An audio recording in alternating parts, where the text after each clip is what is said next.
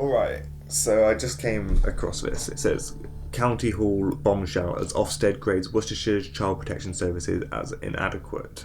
Services for care leavers are inadequate because young people leaving care do not consistently receive the necessary support to make successful transitions to adulthood. It's really interesting because this report was wrote at the same kind of time that I was leaving care, and I couldn't disagree with it more. Like, I had such a supportive transition into my adulthood and support throughout university that it'd be interesting to talk to other people in the same kind of situation as me and find out their experiences. Because at the moment, it feels like I'm an exception.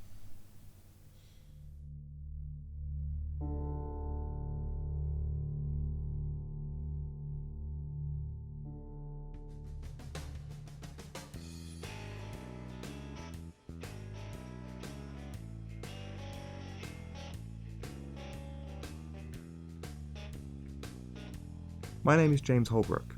I'm a care leaver and filmmaker. For a person in the care system, I've had a pretty normal life. Taken in by two of the most caring people who have since become the best parents anyone could have asked for. It was these great experiences and the contrary stigma around the care system that has left me wondering what other people in a similar situation have experienced. Over the next few weeks, I have arranged to meet up with some of these people to find out their thoughts and experiences.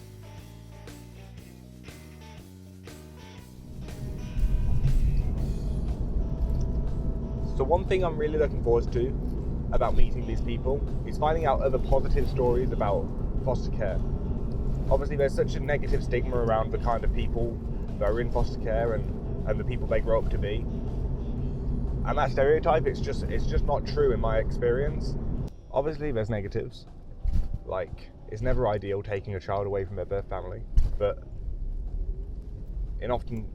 oftentimes they're in a better situation and they end up having a better life because of it. And that's the kind of thing that I want to concentrate with this film, is finding those positive stories, and I don't think it's going to be difficult. To begin with, I met up with Kathleen, who has recently become a care leaver. To fully understand how the system has changed her life, I wanted to find out about her life before care. When I turned 8, social services thought it was a good idea to remove me from my family, and these two women turned up and said that we're taking you to a new home. We turned up at my first ever placement. My first thought was, I don't know these people, I just want my own family. But everything seemed so much brighter and different compared to the world I come from. We actually had a bed and a blanket, which I didn't even know what was for. So I went into care because originally, as I said, I was in care for my mum. It was very much reliant on like a need and demand basis, as in like they needed me to, let's say, cook, they needed me to clean up after them, they needed like me to care for them. So I gave that, but like in terms of our like actual parent connection, like our emotional connection, there's nothing there. We were arguing like every day for hours. It was affecting my academic GCSEs. Like I was having panic attacks in lessons. I was falling asleep. I could not do my homework. Like I kid you not, I was getting that close to like I'm gonna murder that woman. like in terms of like stress. Before we moved to our own house, there used to be my nan, my granddad, my two aunties, my uncle, my cousins, and me and my brothers living in a 4-bedroom house. My stepdad followed and he used to abuse me and my brothers and abuse my mum.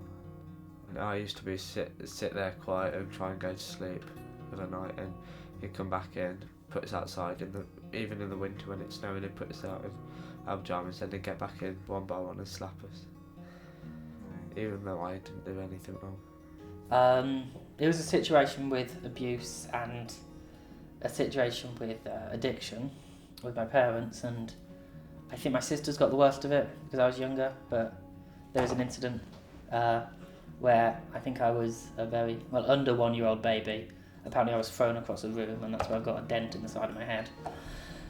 My mum used to always have parties and invite these random people over, and my dad got put in prison, don't know why. Yeah, I think it's because he had an argument with a neighbour. After listening to each of their pasts, I wanted to find out how their lives had changed since coming into care. When I was 17 and a half, I got a PA social worker. Charlie came along. We sorted out me paying gas because I didn't even know I had to pay gas really. She respected like how I was feeling and then worked on it to build that relationship. And now we've got a very strong relationship. I'm going to cry. And how's that affected your life?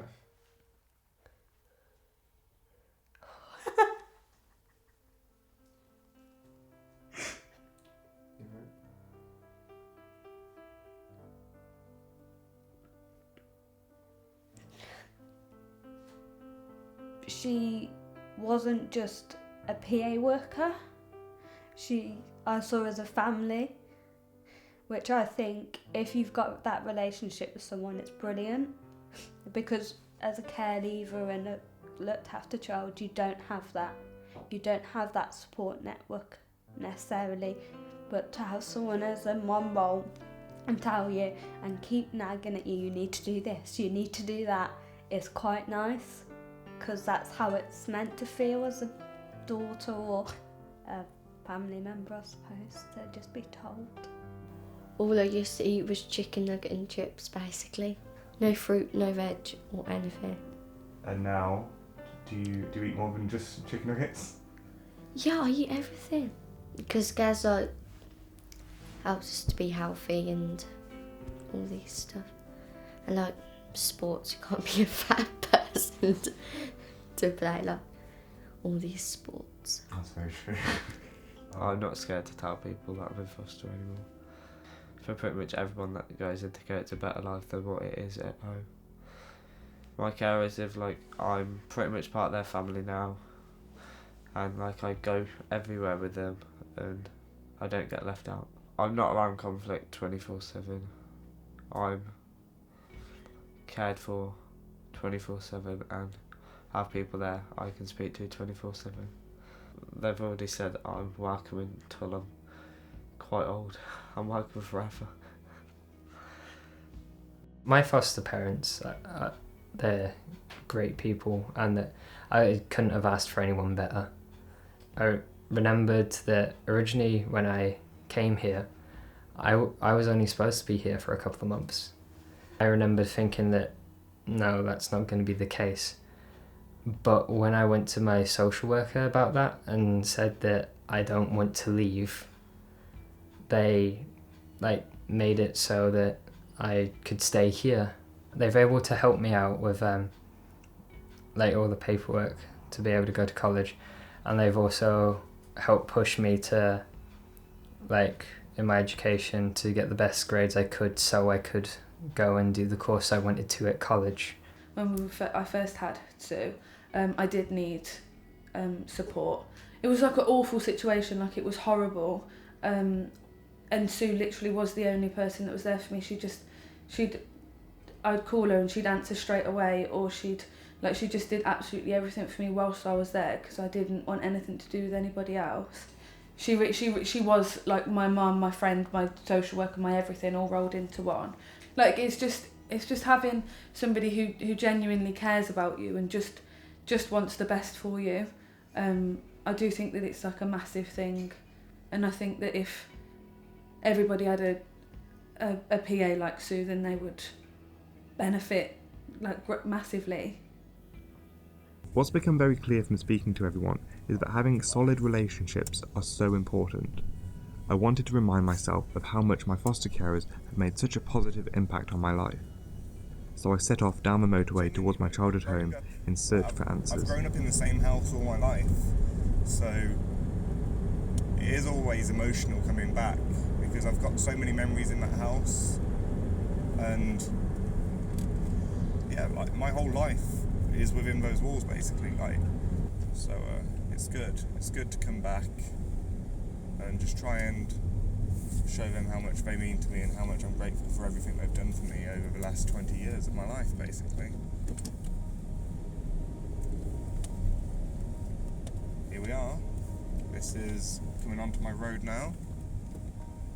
This is it. This is my house.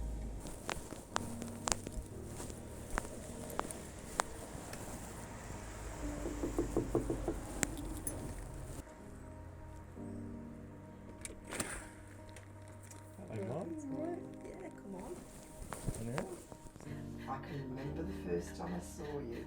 You used to have the cheekiest smile ever. Mind you, you still got a cheeky smile. There But you did, you were lovely. Can you remember, and I've forgotten, I don't know if you were in reception or year one, when you were a donkey in the school play? I remember that, yeah. I can remember that because I was so proud. I was saying, that's James. James is a donkey. Yeah, but I've realised how lucky I've been to have parents like you and Dad, because you know I honestly feel like I won the jackpot a little bit when I came. We won the with jackpot. you. Having you, because you are ours. Unlucky for you. No.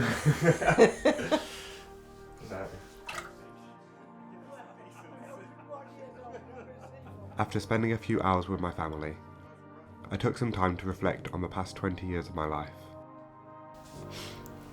Although I am a foster care kid, or a care leaver, I've never felt like that when I'm with my family.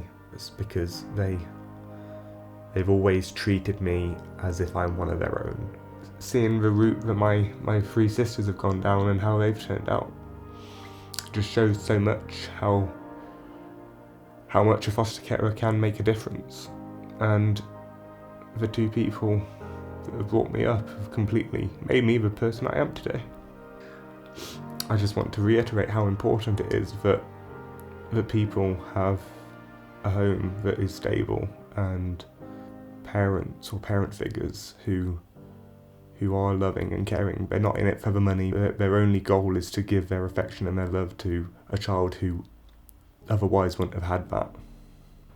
And that's exactly what Kath and Martin, my mum and dad, are. When I was younger, I knew I was different from other people. I knew I was in foster care and it was weird. I wanted to normalise it as much as possible. And the most unnormal thing about it was the fact that you had social workers and LAC reviews and that kind of thing. So for me, I just wanted to get rid of all of it. I wanted a normal life and to feel normal. So part of that was I didn't want to see my real family anymore. I was like, they aren't my family anyway. I don't regard them as my family. And just seeing them once a month just kind of confused the situation. My real mom died maybe a few years ago now. I remember, I think I was at college. I remember I came home. My foster carer mom, Kath, she was waiting for me, and she said, I've got some bad news. And she said, your mom, Anne, has passed away. And I kind of just went, oh, all right. I went down into my bedroom and I just cried and cried and cried. The weird thing was, it wasn't because I was upset that she died. It was more that I was crying, but I didn't feel anything, and that was my mom that had died. So yeah, family isn't blood. It is the people who are around you and care for you on a day-to-day basis. Mom and Dad, my foster carers, are the reason I am the person I am today, and that's why they are my family. And that's why I care about them so much. And that's why when my mom died, I didn't care. Because she wasn't a mom. She wasn't my mom. She was just a woman who gave birth to me.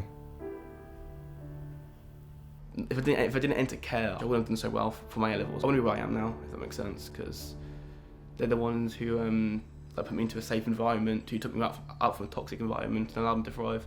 Since working with my PA and being in care leavers, I've been diagnosed as ADHD, I have dyslexia, I have dysgraphia. It costs like £450 to get like a dyslexia assessment, And it's cost even more money to get the equipment or to get pushed through. It's very much like a cost value, and they supported like the process and like helped guide me. And now, for the first time since academically, I'm on the same foot length next to a peer. I'm on the same battlefield, because before I've always been disadvantaged. You may have, like, say your friends, they have their family and support, who say they're moving out at 18. They'll have their family giving them items or taking them shopping for new equipment.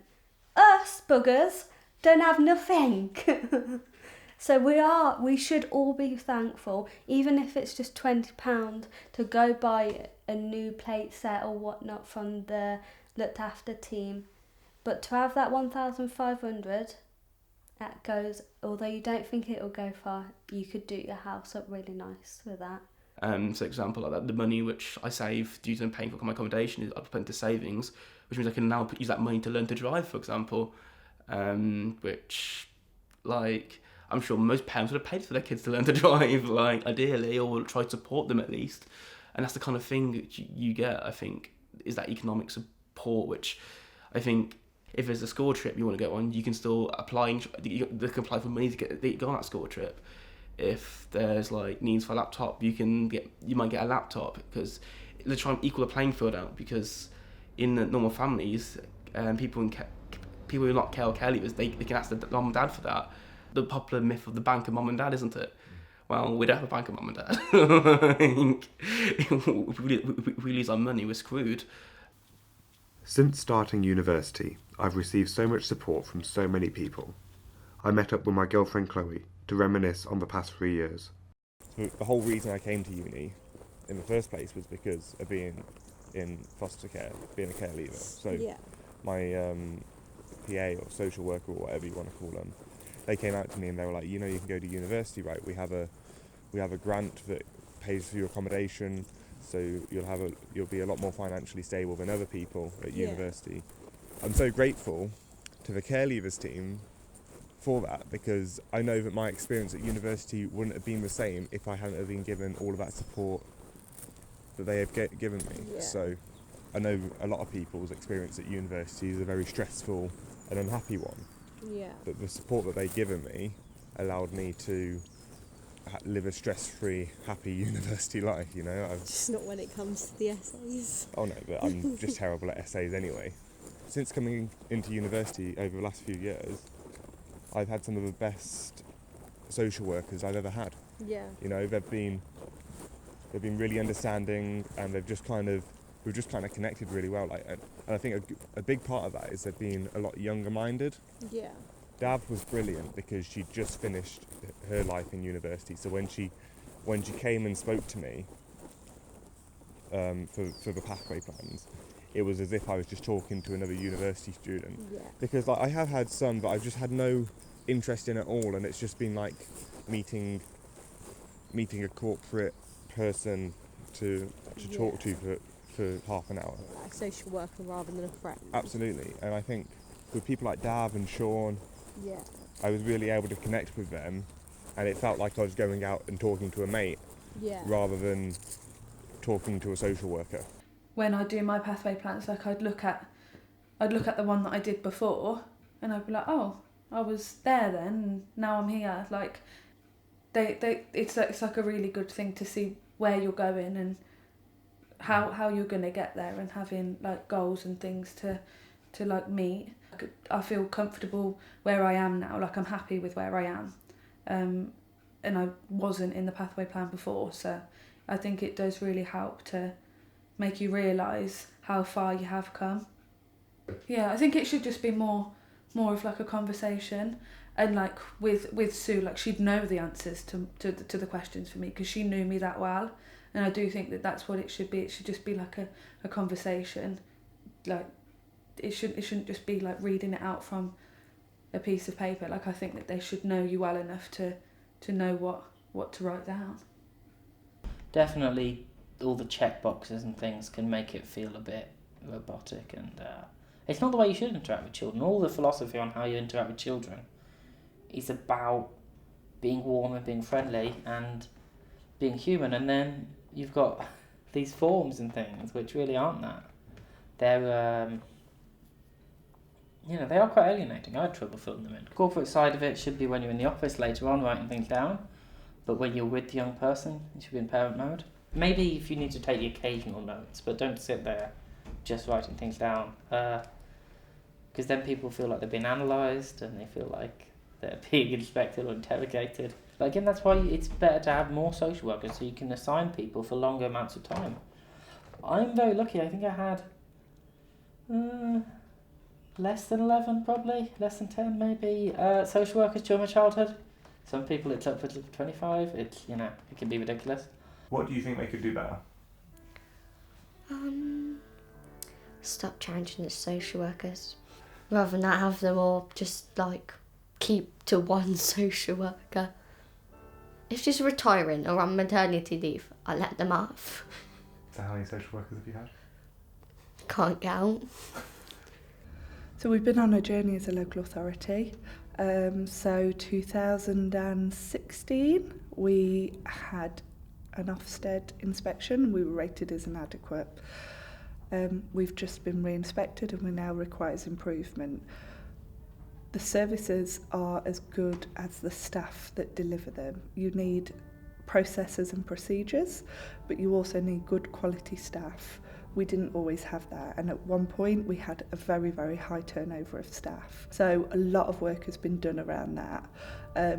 There is a lot more stability in the workload. It is one of those things, people do get promoted and they do move on. But I think a lot of children and young people experiencing the service now would experience that they have a stable social worker and they've had that social worker for some time.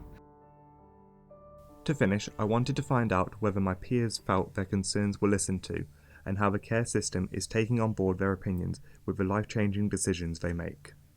So the county council comes to us with a lot of things now, and a lot of documents they produce or big changes they're going to implement, they come to us first to pre-approve it. They've kind of got the idea now that the child's voice is kind of a really important part of it, and making people feel like they're part of a community. They get a care leaver on the interview board along with the two team managers, so that way they can get a care leaver's viewpoint on what makes a good care leaver.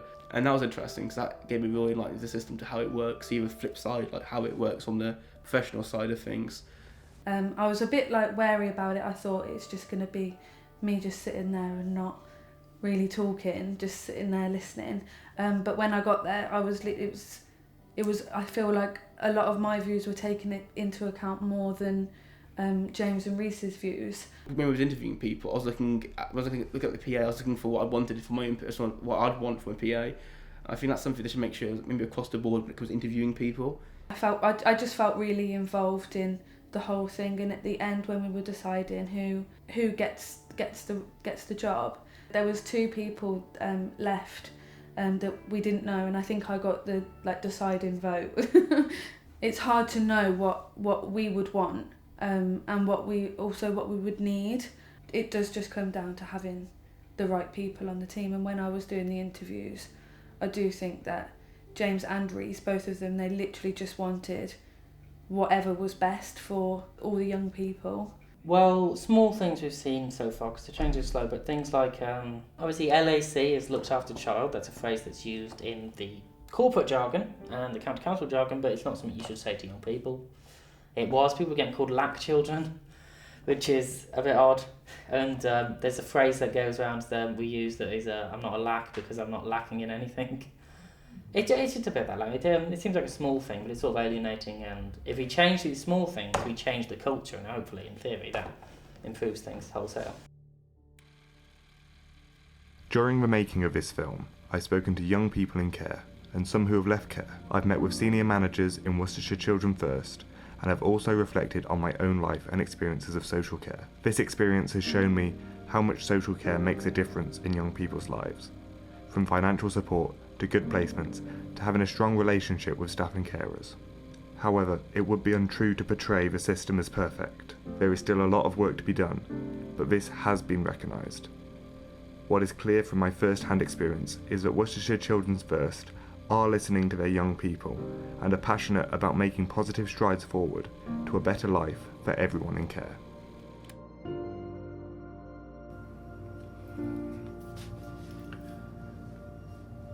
Because of the whole stigma around foster care, for the longest time I thought that I was a 1 in a million, and to become successful after going through the care system was something not very often heard of. But in actual fact, speaking to all these people from all these different backgrounds and different ages, it's made me realise that that's very untrue. Everybody that I spoke to had desires and ambitions to do something with their life. I think it became very clear how grateful people were towards the care system. The care system has completely changed these people's lives. I was embarrassed for a bit, for quite a while. After a while I wasn't embarrassed and I wasn't insecure. I told people straight that I was in foster care and it's not a big deal. I think there's good and bad parts about being in care, and there's nothing that anybody can do about that. I'm not ashamed of it. It's made me the person who I am, so I'm happy about it, yeah. The way I see it is that foster care has helped me out a lot. Like, I wouldn't have been able to do a lot of stuff that I can do now. People shouldn't be ashamed, or people shouldn't think that going into foster care is a bad thing. I feel like people should understand that it's a good thing and that it helps so many people. Young carers transitioning into care, I think is a good thing. I don't think you take it away from the parents. I think you giving them a chance to actually be children or to be teenagers, not to have all the burdens what being a young carer is. I think as you get older, I think you become prouder of it. I'm quite proud of it because it made a massive difference in my life. I think more people should be proud of it because I think the trouble is people can stereotype care leavers or people in care to this little stereotype, and it's not that stereotype. It's way more complex than that. Where do you want to be? Happy and proud, and like not a rubbish job like pushing trolleys around Tesco's car park.